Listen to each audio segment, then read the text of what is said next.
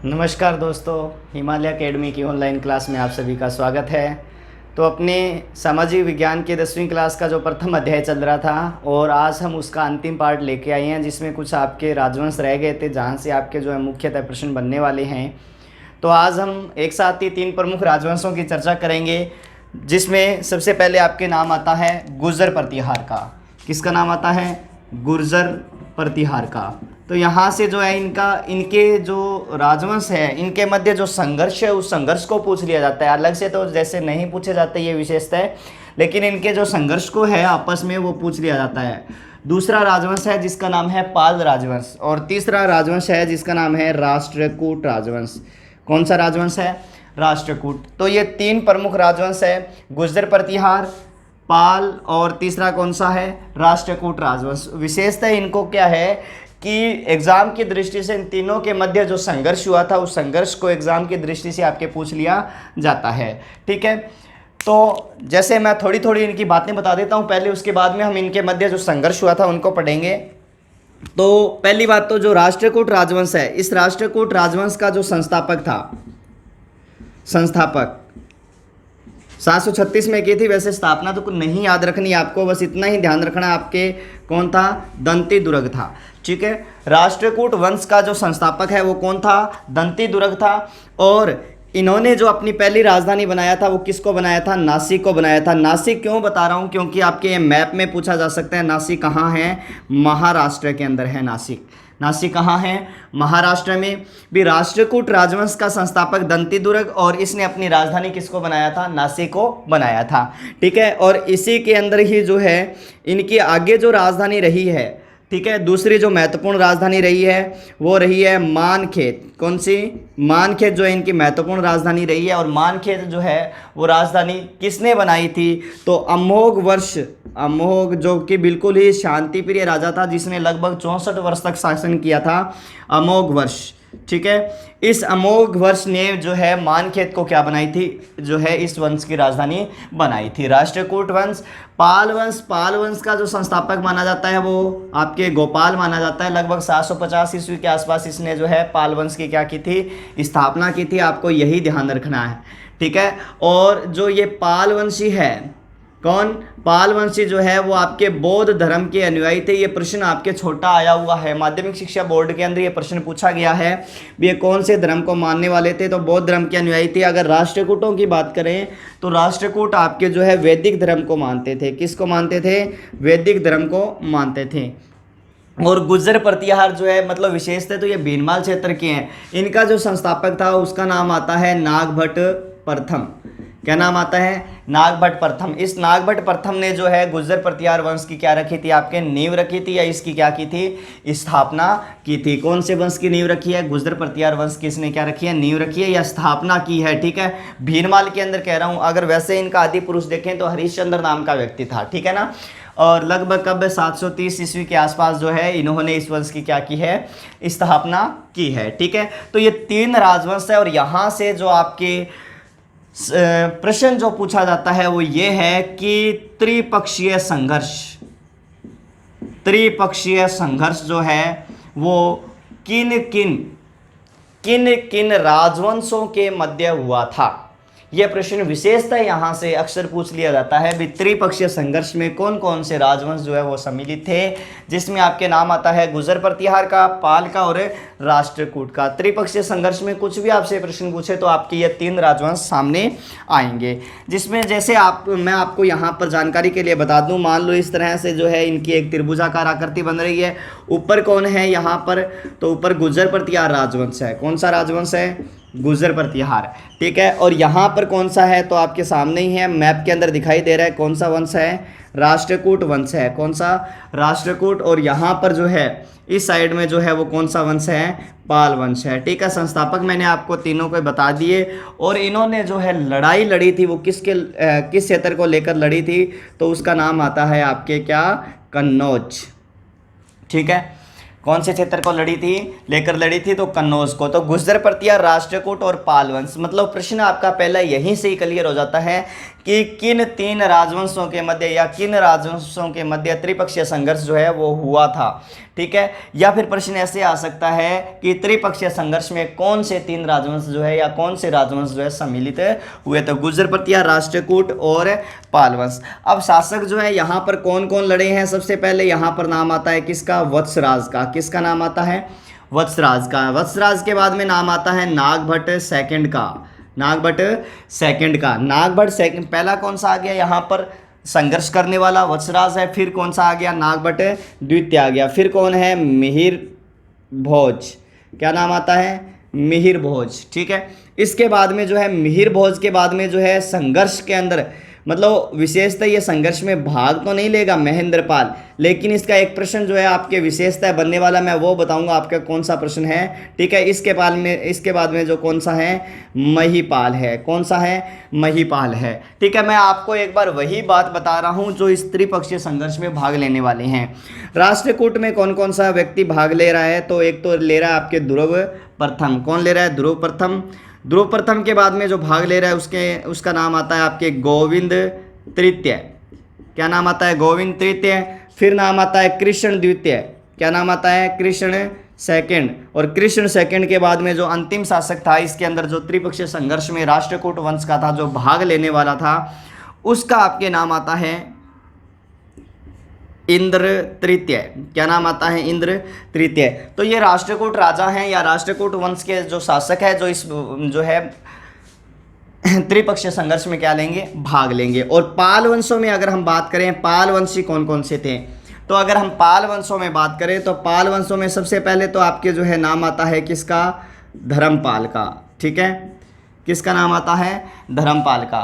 ठीक है, इस तरह से जो है आपके पाल वंशीय राजा जो हैं इसके संघर्ष के अंदर जो है भाग लेंगे। और ये चीज़ आपके ध्यान रखना, ये त्रिपक्षीय संघर्ष विशेषतः पाल वंशी राजा भी इसमें सम्मिलित है, गुर्जर प्रतिहार वंशी राजा भी इसमें सम्मिलित है और राष्ट्रकूट भी। लेकिन बार बार जो है पाल वंशी शासक जो है इससे क्या होते रहे हैं, अलग होते रहे हैं। तो इसीलिए आपको विशेषतः इसको एक बार बस राजवंश का ही नाम ध्यान रखना है। ठीक है, किसका ध्यान रखना है, राजवंश का नाम ही ध्यान रखना आपको विशेषतः। और बाकी जो है आपके ये संघर्ष बार बार होते रहे हैं। ठीक है, और इसके बाद में जो है नाम आता है, वैसे महिपाल का नाम आता है। महिपाल ने इस संघर्ष में भाग लिया था। और नारायण देवपाल का भी नाम आता है इस संघर्ष के अंदर जो भाग लेने वाले थे। क्या हुआ, देखो इस संघर्ष के अंदर सबसे पहली बात तो ये हुई है कि मैंने आपको बताया इसकी जो मेन दूरी है कन्नौज। कन्नौज उत्तर प्रदेश में, मैंने कल भी बताया था आपके जो है पूछा जा सकता है, कन्नौज कहाँ है, उत्तर प्रदेश के अंदर है। ठीक है, इसको लेकर जो है ये क्या हुआ है, संघर्ष हुआ है। भी वत्सराज जो है, वत्सराज ने कन्नौज पर क्या किया, आक्रमण किया। पहली बात, वत्सराज ने कन्नौज पर आक्रमण किया। ठीक है, कन्नौज पर आयुध वंश का शासन था। लेकिन अब इस धर्मपाल ने क्या किया, वत्सराज पर आक्रमण कर दिया। कारण क्योंकि ये जो है इनमें आपसी पुरानी जो है वो क्या रही है, मित्रता रही है। इसीलिए इस पर क्या है, इन्होंने वत्सराज पर आक्रमण किया है कन्नौज क्षेत्र को बचाने के लिए। ठीक है, तो अब आगे क्या होता है, देखो इसके अंदर कि वत्सराज जो है कन्नौज पर अधिकार कर लेता है एक बार के लिए। लेकिन इसका संघर्ष पाल वंशी राजा जो है धर्मपाल से होता है। और इसके अंदर क्या होता है कि सबसे पहली बात जो है धर्मपाल क्या हो जाता है, मुंगेर के युद्ध में पराजित हो जाता है। धर्मपाल जो है वो क्या हो जाता है, पराजित हो जाता है। इसके बाद जो दूसरी महत्वपूर्ण बात है वो राष्ट्रकूट वंश की आएगी। राष्ट्रकूट वंश में अगर हम देखें तो जब ध्रुव प्रथम ने वत्सराज पर आक्रमण किया तो ध्रुव प्रथम ने वत्सराज को क्या कर दिया, यहाँ पर पराजित कर देता है। ध्रुव प्रथम जो है वो किसको पराजित कर देता है, वत्सराज को पराजित कर देता है। कौन पराजित कर देता है, ध्रुव प्रथम वत्सराज को पराजित कर देता है। देखो आक्रमण नंबर 1 क्या है, वत्सराज कन्नौज पर आक्रमण करता है। ठीक है, और इस वत्सराज पर कौन आक्रमण करता है, धर्मपाल क्या हो जाता है, पराजित। और फिर इस बात का जब पता चलता है किसको, ध्रुव प्रथम को, क्योंकि ध्रुव प्रथम जो है उत्तरी भारत के अंदर वत्सराज की स्थिति को बढ़ता हुआ नहीं देख सकता। इसीलिए ध्रुव प्रथम जो है वत्सराज पर क्या करता है, आक्रमण करता है, जिसके अंदर वत्सराज क्या हो जाता है, पराजित हो जाता है। और इस तरह से जो है इनके मध्य त्रिपक्षीय संघर्ष का क्या होता है, प्रारंभ होता है। या त्रिकोणात्मक संघर्ष का क्या होता है, प्रारंभ होता है। लेकिन एक चीज़ ध्यान रखना, इस वत्सराज ने जो है कन्नौज को राजधानी नहीं बनाया था। तो नाम आएगा कन्नौज को राजधानी बनाने वाला प्रथम प्रतिहार राजा कौन है? तो कन्नौज को इसने क्या बनाया है? राजधानी बना लिया था प्रथम प्रतिहार राजा, जिसका नाम क्या है? नागभट्ट द्वितीय है। तो मतलब इनके साथ ऐसे ही संघर्ष चलता रहेगा। अब देखो वत्सराज का संघर्ष किसके साथ हुआ? ध्रुव के साथ हुआ। नागभट्ट द्वितीय का संघर्ष किसके साथ हुआ? गोविंद तृतीय के साथ हुआ। इधर दोनों में धर्मपाल ही रहेगा, उधर दोनों में क्या रहेगा? धर्मपाल ही रहेगा। ये चीज़ ध्यान रखना, ठीक है। अब इसके बाद में जो है, इसके बाद में मैंने आपको बता दिया कौन? मिहिर भोज। मिहिर भोज जो है यहाँ पर इसके समय में यहाँ पर शासन करता है, ठीक है। नागभट्ट के बाद में मिहिर भोज शासन करता है। तो मिहिर भोज का संघर्ष किसके साथ हुआ है? कृष्ण द्वितीय। लेकिन ध्यान रखना, इस राजवंश में या इनमें जो है आपस में जो भी संघर्ष होता है उसके अंदर कृष्ण द्वितीय जो है क्या होता है? पराजित होता है। बाकी सभी राष्ट्रकूट राजा क्या रहते हैं? विजित रहते हैं, ठीक है। धर्मपाल के बाद में अगर हम बात करें, यहाँ पर जो व्यक्ति जो है यहाँ इनके साथ जो संघर्ष करता है उसका नाम क्या आता है? देवपाल। क्या नाम आता है? देवपाल, ठीक है। इसके बाद में जो है महेंद्रपाल को एक बार छोड़ देना। महिपाल के समय में यहाँ का शासक कौन था? इंद्र तृतीय। तो इस तरह से इनके मध्य बार बार क्या चलता रहा है? संघर्ष चलता रहा है। फिर से सुन लीजिए मैं क्या कह रहा हूँ कि वत्सराज सबसे पहले कन्नौज पर आक्रमण करेगा, क्लियर बात, ठीक है। और अब जो है धर्मपाल किस पर आक्रमण करेगा? वत्सराज पर आक्रमण करेगा। धर्मपाल इस युद्ध में क्या होगा? पराजित होगा। इसके बाद अगली प्रक्रिया, ध्रुव प्रथम किस पर आक्रमण करेगा? वत्सराज पर, और इसमें वत्सराज क्या हो जाता है? पराजित हो जाता है, ठीक है। गोविंद तृतीय जो है वो किस पर आक्रमण करेगा? नागभट्ट द्वितीय पर। लेकिन गोविंद तृतीय इसके अंदर विजित रहता है, नागभट्ट द्वितीय क्या हो जाता है? पराजित हो जाता है। और इसने कन्नौज को क्या बनाया था? राजधानी बनाया था। कृष्ण द्वितीय का संघर्ष किसके साथ होता है? मिहिर भोज के साथ होता है। और कृष्ण द्वितीय जो है वो मिहिर भोज से क्या हो जाता है? पराजित हो जाता है। इसके बाद में इंद्र तृतीय का संघर्ष किसके साथ होता है? महिपाल के साथ होता है। मतलब आपके छोटा मोटा जो भी प्रश्न पूछेंगे वो यही पूछेंगे भी त्रिकोणात्मक संघर्ष में या त्रिपक्षीय संघर्ष में कौन सा राजवंश सम्मिलित नहीं था, या कौन सा राजवंश या कौन कौन से राजवंश इसमें सम्मिलित थे, ठीक है। महेंद्रपाल की जो एक विशेष बात है ये है कि इसका जो है दरबारी प्रकांड संस्कृत विद्वान जो है जिसका नाम था राजशेखर। क्या नाम था? राजशेखर। इसने क्या है कि राजशेखर को शरण दी थी। किसने शरण दी थी राजशेखर को? महेंद्रपाल ने राजशेखर को शरण दी थी, जिसने कर्पूर मंजरी, कौन सी? कर्पूर मंजरी काव्य मीमांसा, कर्पूर मंजरी काव्य मीमांसा जैसे ग्रंथों की इसने क्या की है? रचना की है, ठीक है। राजशेखर को शरण दी थी जिसने कर्पूर मंजरी काव्य मीमांसा जैसे ग्रंथों की क्या की है? रचना की है। तो ये जो है इन तीन राजवंश हैं आपके सामने, गुर्जर प्रतिहार है, कन्नौज है और राष्ट्रकूट राजवंश है, ठीक है। इनको हम एक बार फिर से देखते हैं। थोड़ा सा मैं आपको बता देता हूँ भी किस तरह से एक बार फिर से अपने इन राजवंशों को या इन पर एक दूसरे पर जिस तरह से इन्होंने एक दूसरे पर आक्रमण किया है उस आक्रमण को मैं आपको फिर से एक बार बता देता हूँ भी किस तरह से जो है आक्रमण हुए हैं, ठीक है। तो अगर इसमें हम देखें, आगे देखें इसी के अंदर ही, तो विशेषता आपके जैसे मान लो ये मैंने इस तरह से आपको त्रिपक्षीय संघर्ष बताया था। इनकी जो मेन दूरी था, मतलब किसको लेकर ये युद्ध हुआ है, उसका नाम क्या है? कन्नौज है। ऊपर मैंने आपको बता ही दिया था कौन सा है राजवंश है? प्रतिहार राजवंश है, गुर्जर प्रतिहार है। यहाँ पर मैंने आपको बताया था कौन सा है? पाल है। और यहाँ पर मैंने आपको कौन सा बताया था? राष्ट्रकूट राजवंश है, ठीक है। संस्थापक वगैरह मैं बता चुका हूँ, बार बार नहीं बताऊँगा। तो प्रतिहार में पहला व्यक्ति जो है युद्ध करेगा उसका नाम क्या है? वत्सराज। पाल में जो पहला व्यक्ति है जो युद्ध करेगा उसका नाम क्या है? धर्मपाल, ठीक है। और राष्ट्रकूट में जो पहला व्यक्ति है जो युद्ध करेगा उसका नाम क्या है? ध्रुव प्रथम, ठीक है। क्लियर? आपसी संघर्ष जिसमें ध्रुव प्रथम क्या रहा है? विजित रहा है। क्या रहा है? विजित रहा है। ध्रुव प्रथम विजित रहा है, ठीक है। दूसरा जो यहाँ पर आएगा नागभट्ट सेकंड। नागभट्ट सेकंड ने जो है कन्नौज पर क्या कर लिया था? अधिकार कर लिया था। और पाल वंश में धर्मपाल ही रहेगा। और इधर कौन आ जाएगा? आपके गोविंद तृतीय आ जाएगा, गोविंद तृतीय। इस गोविंद तृतीय ने किसको पराजित कर दिया? नागभट्ट सेकंड को क्या कर दिया? पराजित कर दिया था। नागभट्ट सेकंड ने यहाँ पर इसको क्या बनाया था? अपनी कन्नौज को राजधानी बनाया था। ठीक है, इसके बाद में प्रतिहार नरेश जो तीसरा आता है उसका नाम आता है मिहिर भोज। कौन आता है? मिहिर भोज। ठीक है, और यहाँ पर जो राष्ट्रकूट शासक जो है वो कौन आता है? उसका नाम आता है आपके राष्ट्रकूट शासक कृष्ण द्वितीय। क्या नाम आता है? कृष्ण द्वितीय। यहाँ प्रक्रिया बदल जाएगी, कृष्ण द्वितीय जो है वो खुद क्या होता है? पराजित होता है। ठीक है, और यहाँ पर जो है आपके नाम आता है, मैंने आपको पहले ही बता दिया था, धर्मपाल। यहाँ पर जो नाम आता है बताइए कौन सा था? देवपाल। ठीक है, इसके बाद में जो है मिहिर भोज के बाद में वत्सराज, नागभट्ट द्वितीय, मिहिर भोज, और मिहिर भोज के बाद में मैंने आपको यहाँ पर बताया था महेंद्रपाल। कौन सा? महेंद्रपाल। इसके जो है इसने एक संरक्षण दिया था संस्कृत के प्रकांड विद्वान को, राजशेखर को, जिसने कौन सा ग्रंथ लिखा था? कर्पूर मंजरी ग्रंथ की क्या की थी? रचना की थी। ठीक है, और महेंद्रपाल का विशेषता कोई संघर्ष नहीं है, लेकिन इसके बाद में जो राजा आया महिपाल, इसका संघर्ष माना जाता है किसके साथ? इंद्र तृतीय के साथ। और इसमें जो है इंद्र तृतीय फिर विजित रहा, क्योंकि इसने कन्नौज और बताते हैं उज्जैन को क्या कर दिया था? नष्ट कर दिया था। ठीक है, अब महिपाल के बाद में जो शासक आया है उसका नाम है राज्यपाल। ध्यान रखना, राज्यपाल के समय में महमूद गजनवी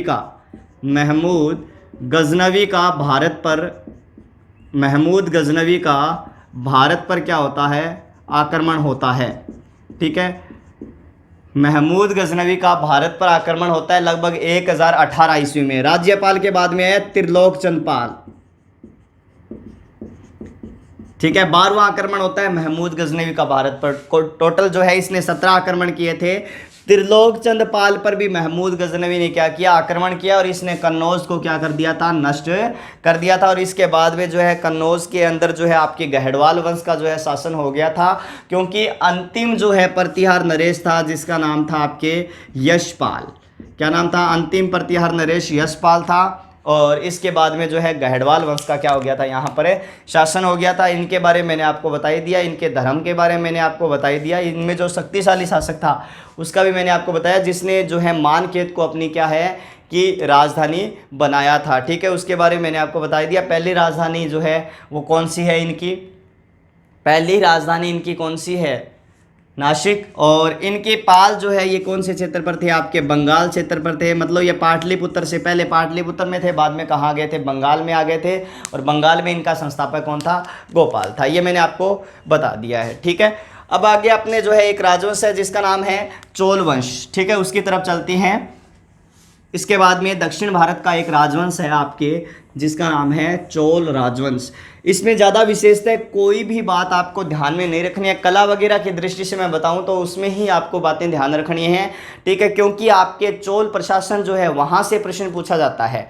ठीक है, तो आप हेडिंग डाल लीजिए चोल राजवंश। कौन सा राजवंश? चोल वंश। ठीक है, दक्षिण भारत में 3 प्रमुख राजवंश थे। उन 3 प्रमुख राजवंशों में एक प्रमुख राजवंश माना जाता है जिसका नाम है चोल राजवंश। 3 प्रमुख कौन कौन से थे? चेर, चोल और पांड्य। इन 3 प्रमुख राजवंशों में आपके एक राजवंश माना जाता है जिसका नाम है चोल राजवंश। यहाँ से जो विशेषता है, एक ही प्रश्न हमारे सामने आता है, बार बार पूछा जाता है। छोटा 1 नंबर का जो है एक ही प्रश्न हमारे सामने बार बार पूछा जाता है। उसका नाम है आपके राज प्रथम ने। किसने? राज प्रथम ने जो है तंजौर के अंदर, कहाँ? तंजौर। राज प्रथम ने तंजौर के अंदर राजराजेश्वर मंदिर का निर्माण करवाया था। ठीक है, राज प्रथम ने तंजौर में राजराजेश्वर मंदिर, मतलब इस राजराजेश्वर मंदिर को बृहदेश्वर मंदिर भी कहा जाता है। कौन सा मंदिर है? बृहदेश्वर मंदिर भी कहा जाता है। ये इनकी चोल कला में भी आ जाएगा, ध्यान रखना। चोल कला के अंदर भी आ जाएगा। राज प्रथम ने तंजौर में राजराजेश्वर मंदिर का निर्माण करवाया था। और ये जो है राजराजेश्वर मंदिर द्रविड़ शैली में है। कौन सी शैली में है? द्रविड़ शैली के अंदर है। ठीक है, कौन सी शैली में बना हुआ है? ये द्रविड़ शैली के अंदर बना हुआ है। इसमें अगर हम विशेष बात करें, ठीक है, तो इसमें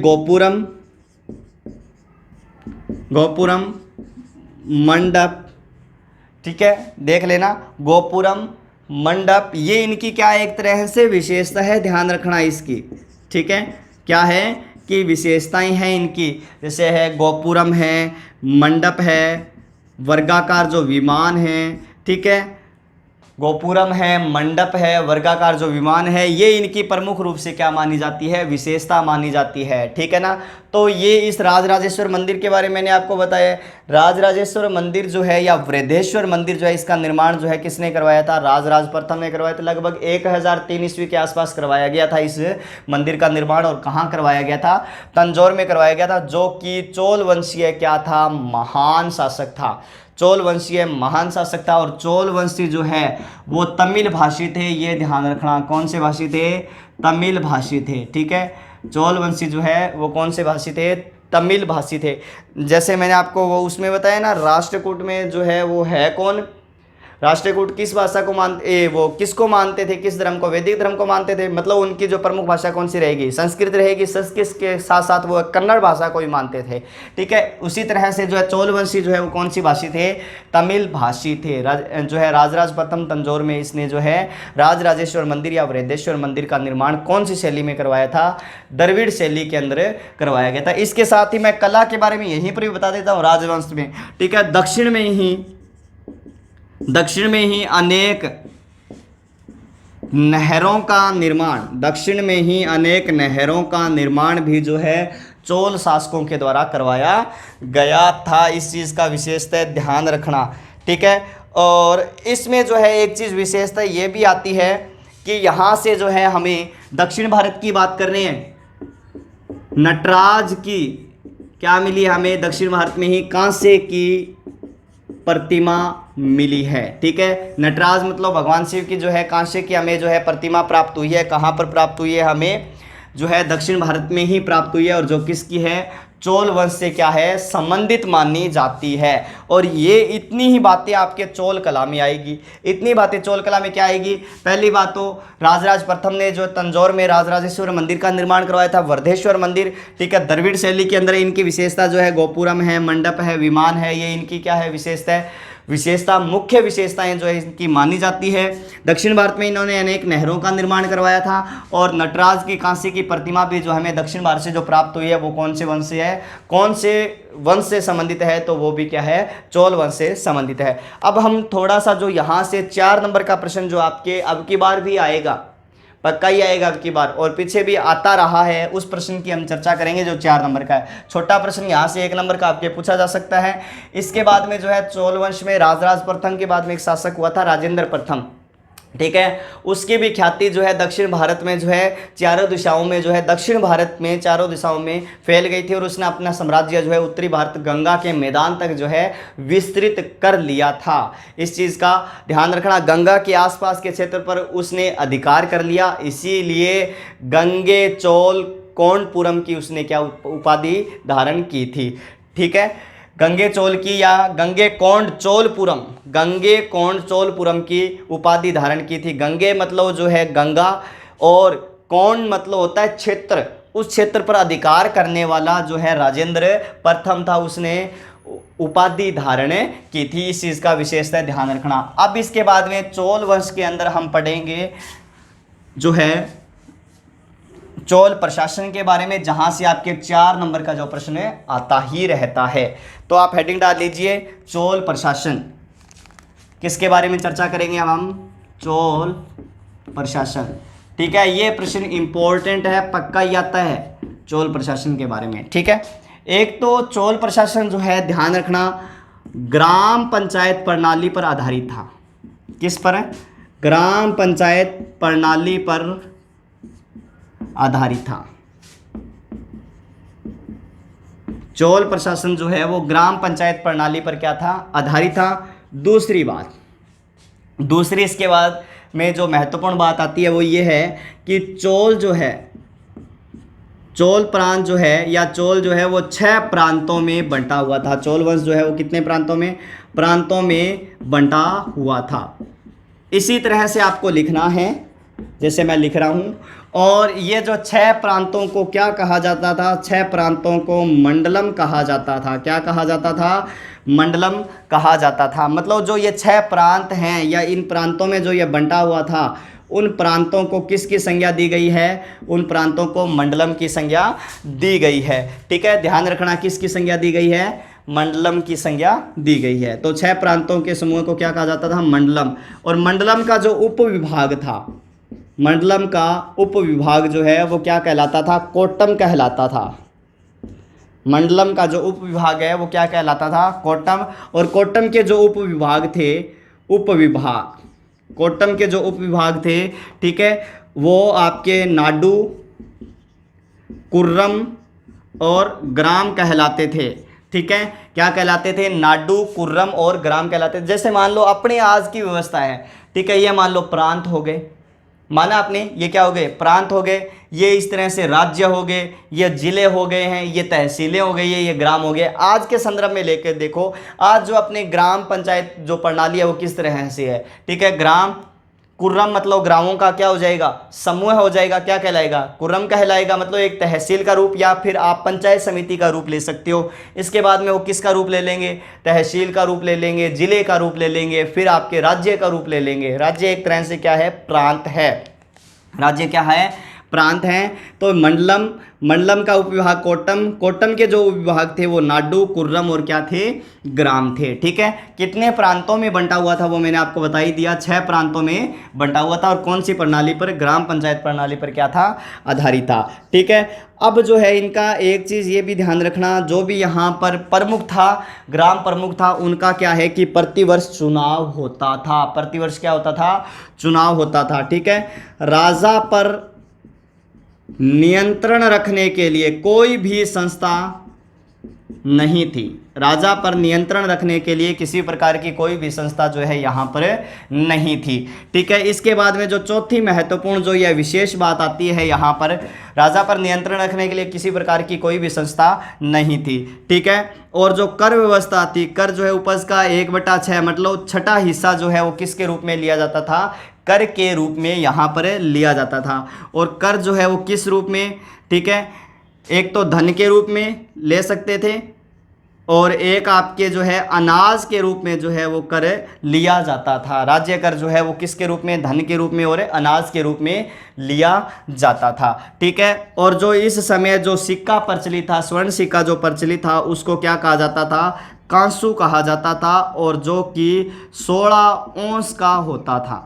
ठीक है, यहाँ पर जो सिक्का प्रचलित था उसको क्या कहा जाता था? कांसू कहा जाता था, और जो कि 16 औंस का होता था। ये है आपके चोल प्रशासन, जहाँ से 4 नंबर का जो विशेषता प्रश्न आता है भी ग्राम पंचायत प्रणाली पर आधारित है। चोल जो है वो 6 प्रांतों में बंटा हुआ है, जिसमें मंडलम, मंडलम के उपविभाग कोट्टम, कोट्टम के उपविभाग नाडु, नाडु, कुर्रम और ग्राम। जो आज की आप पंचायत प्रणाली पर देख सकते हो भी, ग्राम के बाद अपने क्या आते हैं? तो पंचायत समितियां आती है, उसके बाद में तहसीलें, तहसीलों के बाद जिले, जिलों के बाद जो है राज्य आते हैं। उसी पर आधारित जो है ये उस समय उनको अलग अलग नाम दिए गए थे। जैसे राज्यों या प्रांतों को नाम क्या दे दिया? मंडलम दे दिया। जिलों को नाम क्या दे दिया? कोट्टम। तहसीलों को नाडु, पंचायत समितियों को कुर्रम, और बाद में क्या नाम दे दिया? ग्राम नाम दे दिया। राजा पर नियंत्रण रखने के लिए किसी प्रकार की कोई भी संस्था नहीं थी। कर जो है वो कितना लिया जाता था? 1/6 धन और अनाज के रूप में लिया जा सकता था। जो सिक्का था उसको क्या कहते थे? कांसू कहते थे, जो कितने औंस का होता था? 16 औंस का होता था। ये है आपके चोल प्रशासन। और इसके बाद में जो है एक चीज और ध्यान रखना, ये जो चोल शासक है वो आपके शैव धर्म के अनुयायी थे। किस धर्म के अनुयायी थे? शैव धर्म के अनुयायी थे। इसी के साथ ही आपके जो है चोल राजवंश जो क्या होता है वो कंप्लीट होता है। चोल के बाद में जो आपके पल्लव राजवंश, लेकिन आपके एग्जाम की दृष्टि से कोई विशेष बात नहीं है पल्लव राजवंश के अंदर। ठीक है, उसके बाद आपके जो है चालुक्य वंश। कौन सा वंश है? चालुक्य वंश। चालुक्य वंश में जो है आपके एग्जाम की दृष्टि से बात करें तो एक तो चालुक्य वंश में पहला व्यक्ति आएगा जिसका नाम है पुलकेशिन प्रथम। पुलकेशिन प्रथम ने जो है अश्वमेध यज्ञ करवाया था। अश्वमेध यज्ञ करवाया था। ये प्रश्न जो है आपके पूछा जा सकता है। ठीक है, इसके बाद में जो है इसी वंश के अंदर विक्रमादित्य षष्ठ नाम का क्या हुआ है राजा, मतलब विक्रमादित्य छठा ये राजा हुआ है। और इसके दरबार के अंदर जो है विल्हण नाम का दरबारी था। इसे विक्रमांक के नाम से भी जाना जाता है, विक्रमांक। ठीक है, तो विल्हण नाम के दरबारी ने इसी पर ही जो है विक्रमांक देव चरितम नामक जो है ग्रंथ की रचना की थी। बस यहाँ पर जो है आपके एग्जाम की दृष्टि से महत्वपूर्ण प्रश्न यहाँ से बनने वाला है। बस इतनी ही बात है चालुक्य वंश के अंदर ही विशेषता जो आपको याद रखनी है। एक तो पुलकेशिन प्रथम ने जो है अश्वमेध यज्ञ का आयोजन करवाया था, और एक विक्रमादित्य षष्ठ जो है इसे विक्रमांक के नाम से भी जाना जाता है, और इसका दरबारी था विल्हण, और इसने जो है विक्रमांक देवचरितम नामक जो है ग्रंथ की क्या की थी, रचना की थी। ठीक है, इसके बाद में जो है आपके भारत के अंदर जो है विदेशी जातियों का आगमन होता है। ये जो प्रमुख राजवंश है वो आपके यहाँ क्या होती हैं, कंप्लीट होते हैं, और इसमें जो है आपके विदेशी जातियों के क्या है भारत पर आक्रमण होते हैं। विदेशी जातियाँ जो भी है जिसमें नाम आता है आपके शक, हुण, कुषाण। क्या नाम आता है, शक, हुण और कुषाण। विशेषता इनमें शक, हुण में तो कोई विशेष बात है नहीं, और इनमें जो है शक, हुण में तो कोई विशेष बात है नहीं है, मतलब लगभग ये जो है शक जो है आपके अफ़गानिस्तान, बलूचिस्तान क्षेत्रों पर अधिकार करके जो है राजस्थान में ये राजस्थान क्षेत्र और भारत में जो है ये प्रवेश करे, और बोलन दर्रे से इन्होंने भारत में प्रवेश किया था। कौन से दर्रे से, बोलन दर्रे से इन्होंने जो है भारत के अंदर क्या किया, प्रवेश किया था। इसके बाद में जो है हुण, ये लगभग क्या है कि मध्य एशिया की बर्बर जाति है। कहाँ की, मध्य एशिया की जो है बर्बर जाति है, और इस हुणों ने जो है समुद्रगुप्त के समय में भारत पर आक्रमण किया था। किसके समय में, समुद्रगुप्त के समय में भारत पर आक्रमण किया था, प्रथम आक्रमण जो है, लेकिन इसमें इनको जो है पराजय का सामना करना पड़ा था। इसके बाद में जो है उसका नाम है, कौन सा राजवंश आपके, कुषाण राजवंश। कौन सा है, कुषाण राजवंश। ठीक है, तो कुषाण राजवंश जिन्होंने भारत में आकर अपना आत्मसात किया था। आत्मसात का मतलब यहाँ पर जो है इस पर आक्रमण किया और यहीं पर आकर ये क्या है, बस गए थे। ठीक है, कुषाण। कुषाण भी विदेशी जाति है। कौन सी, कुषाण। और इस वंश का जो संस्थापक था वो था कुजुल कडफिशस। कौन था, कुजुल कडफिशस। ये जो है इस यहाँ पर जो है इसका संस्थापक माना जाता है। क्या माना जाता है, इनका संस्थापक माना जाता है। ठीक है, इसके बाद में जो है दूसरा आता है विम कडफिशस। ठीक है, ये आता है, और इसके बाद में जो महत्वपूर्ण शासक आता है उसका नाम है कनिष्क, और इसके बारे में ही आपको ध्यान में रखना है। किसके बारे में, कनिष्क के बारे में। कनिष्क के बारे में जो पहली आपकी विशेष बात है वो आती है कि इसके समय में जो है चतुर्थ बौद्ध संगीति मतलब सम्मेलन का क्या हुआ था, आयोजन हुआ था। ठीक है, और कहाँ हुआ था ये, कश्मीर के निकट कुंडलवन नामक स्थान पर। ठीक है, कुंडलवन नामक स्थान पर। ठीक है, तो चतुर्थ बौद्ध संगीति का आयोजन कनिष्क के समय में हुआ था, और इसकी जो पहली जो राजधानी थी वो राजधानी थी पेशावर। ठीक है, मतलब जिसको प्राचीन समय में पुरुषपुर के नाम से भी जाना जाता था, और इसने अपनी दूसरी जो राजधानी बनाई थी। ठीक है, पहली राजधानी कौन सी हो गई, पेशावर, और दूसरी राजधानी इसने किसको बनाया था, मथुरा को बनाया था। किसको बनाया था, मथुरा को बनाया था। तीसरी बात इसने जो है कश्मीर में या कश्मीर क्षेत्र के आसपास जो है कनिष्कपुर नामक नगर की स्थापना की थी। नामक नगर जो है इसने बसाया था। ठीक है, इसने जो है चीन पर भी अधिकार किया था, इसने खोतान क्षेत्र पर भी अधिकार किया था। तो ये जो है ये इसकी अलग अलग विजयों भी मानी जाती है। चौथी बात जो है इसकी एक सिक्का जो प्राप्त हुआ है, उस सिक्के पर कनिष्क का जो है आदमकद मतलब पूरा का पूरा जो है क्या बना हुआ है, चित्र बना हुआ है। ठीक है, और एक मथुरा से भी इसके जो है एक सिक्का या एक प्रतिमा सी मिली है, जिस प्रतिमा में इसे जो है पूरे शरीर पर चोगा पहने हुए दिखाया गया, और पैरों में जो है इसके बूट पहने हुए इसको जो है दिखाया गया है। ठीक है, पहले ये जो है शैव धर्म को मानते थे, लेकिन बाद में जो है इन्होंने बौद्ध धर्म को स्वीकार कर लिया था। तो इस चीज़ का आप कनिष्क में ये ध्यान रखना भी, इसके शासनकाल में चतुर्थ बौद्ध संगीति का आयोजन किया गया था कश्मीर के कुंडलवन नामक स्थान पर। पार्श्व नाम के व्यक्ति जो है इनके जो है यहाँ गुरु रहे थे। पेशावर जो है ये इनकी पहली राजधानी, दूसरी राजधानी कौन सी है? मथुरा। कश्मीर के निकट कनिष्कपुर नामक नगर की स्थापना की है। सिक्के पर एक पर तो इसके चित्र है और एक में जो इसकी जो प्रतिमा हमें मथुरा से प्राप्त हुई है उसमें चोगा और इसे जो है बूट पहने हुए क्या है कि दिखाया गया है। ठीक है, और लगभग 230 ईस्वी तक जो है इनकी सत्ता जो है कुषाणों की भारत के अंदर बनी हुई थी। और इसमें जो प्रश्न आएगा वो ये सीधा ही पूछेंगे, कनिष्क का योगदान बताइए या कनिष्क के योगदान का क्या कीजिए, उल्लेख कीजिए। इसी के साथ ही जो है आपके शक हुण कुषाण के बारे में मैंने आपको बताया है, भी भारत में आकर आत्मसात होना मतलब यहाँ पर आकर ही बस जाना।